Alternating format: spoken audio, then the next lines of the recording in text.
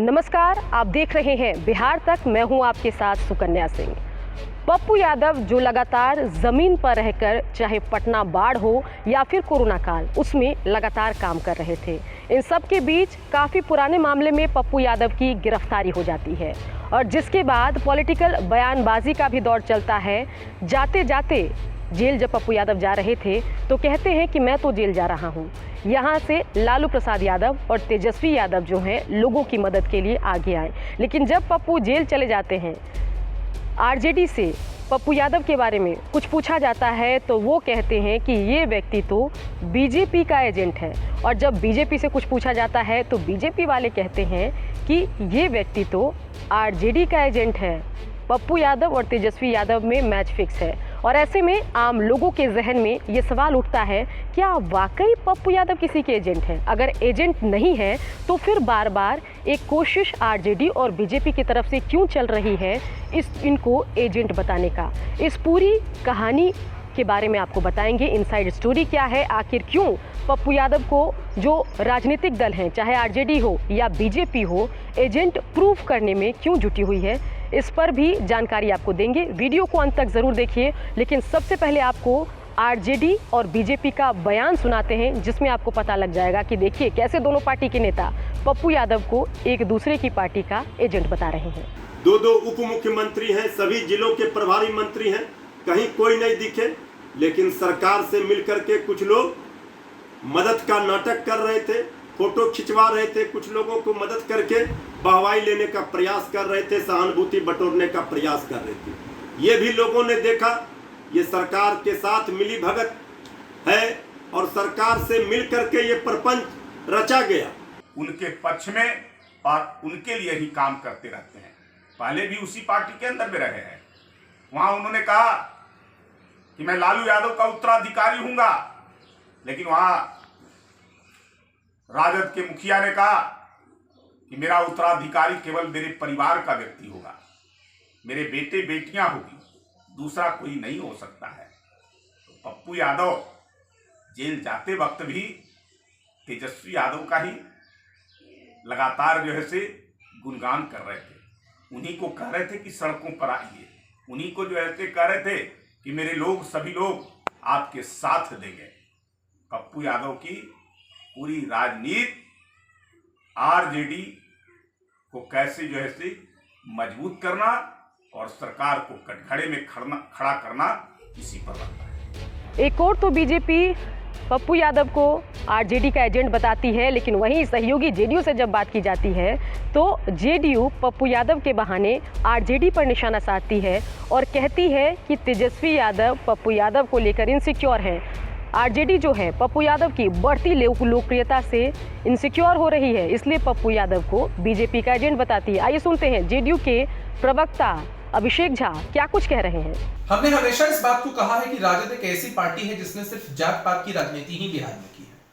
ये लोग ऐसा मानते हैं कि ये खास समाज के ठेकेदार हैं, लेकिन हमेशा इन्होंने हर समाज के व्यक्ति को ठगने का ही काम किया है। इनके लिए सिर्फ अपना फायदा सर्वोपरि है।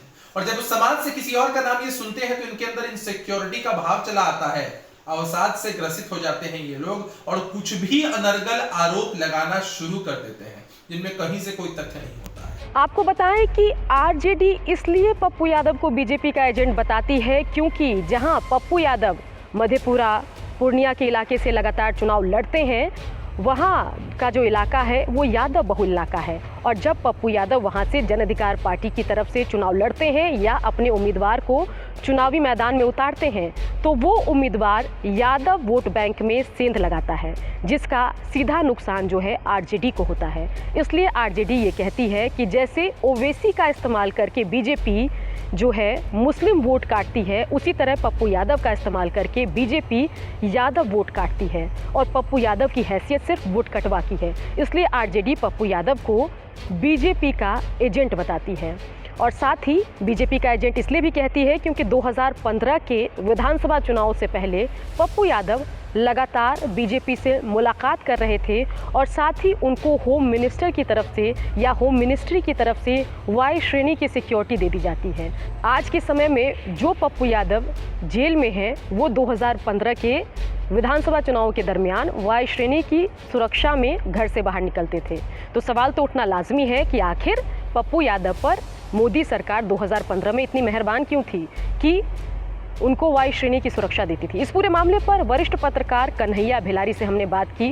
उन्होंने बताया कि आखिर पप्पू यादव को आरजेडी बीजेपी का एजेंट क्यों बताती है और बीजेपी इनको आरजेडी का एजेंट क्यों बताती है। इसके अलावा दोनों पार्टी इनको एजेंट बताकर आखिर क्या नुकसान करना चाहती है, ये भी उन्होंने बताया। आइए सुनते हैं वो बयान। राजद राष्ट्रीय जनता दल का कहना है कि पप्पू यादव भाजपा के एजेंट हैं। भाजपा आरोप लगाती है कि जी नहीं, ये गलत बात है। वह पप्पू यादव जो हैं वो लालू प्रसाद यादव की पार्टी राजद के एजेंट हैं। देखिए, ये क्रिस्टल क्लियर है, जनता के दिमाग में है कि यह किसी के एजेंट नहीं है। ये अपना राजनीति करते हैं, लेकिन बीच बीच में दूसरे के लिए भी करने लगते हैं।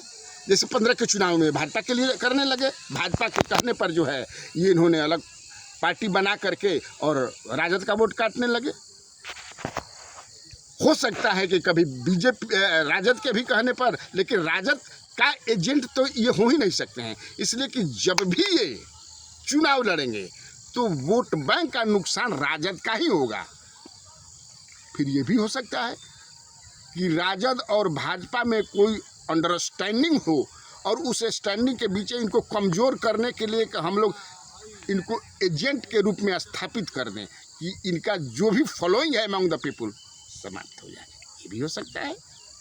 भाई, राजनीति में तो कुछ भी हो सकता है। तो देखा आपने कि किस तरीके से पप्पू यादव को एजेंट बताकर उनका प्रभाव कम करने की कोशिश आरजेडी और बीजेपी की तरफ से हो रही है।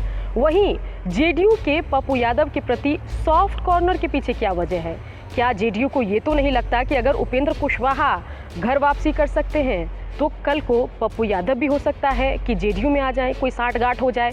तो कई खबरें हैं पप्पू यादव को लेकर जो आगे चलकर और मैच्योर होती दिख सकती है, आगे चलकर और बढ़ सकती है। उन खबरों पर हमारी नज़र रहेगी।